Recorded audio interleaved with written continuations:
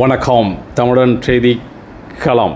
சீர்காழியில் வேல் வடிவில் அமைக்கப்பட்ட ஸ்ரீவள்ளி ஸ்ரீ தெய்வானை சமேத ஸ்ரீ வேல்முருகன் ஆலய மகா கும்பாபிஷேகம் இன்று வெகு விமர்சையாக நடைபெற்றது. தர்மபுர ஆதீனம் மற்றும் பல்லாயிரக்கணக்கான பக்தர்கள் சுவாமி தரிசனம் செய்தனர்.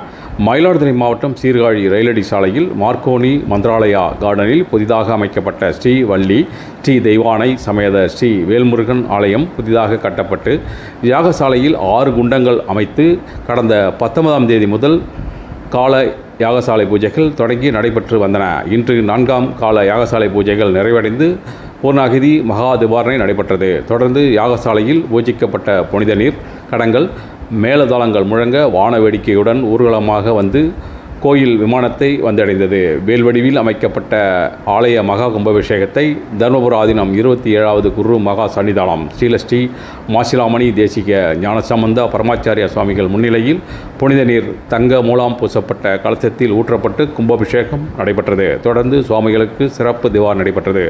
அப்போது திரளான பக்தர்கள் கலந்து கொண்டு சுவாமி தரிசனம் செய்தனர். தொடர்ந்து பக்தர்களுக்கு அன்னதானம் வழங்கப்பட்டன. கும்பாபிஷேகத்தை சீர்காழி தமிழ்ச்சங்க தலைவர் பொறியாளர் மார்க்கோனி இமயவரம்மன் குடும்பத்தினர் செய்திருந்தனர். இதில் முன்னாள் எம்எல்ஏ சந்திரமோகன், சீர்காழி டிஎஸ்பி அண்ணாதுரை, கோயில் நிர்வாகி செந்தில் மற்றும் நகர்மன்ற உறுப்பினர்கள் கலந்து கொண்டனர்.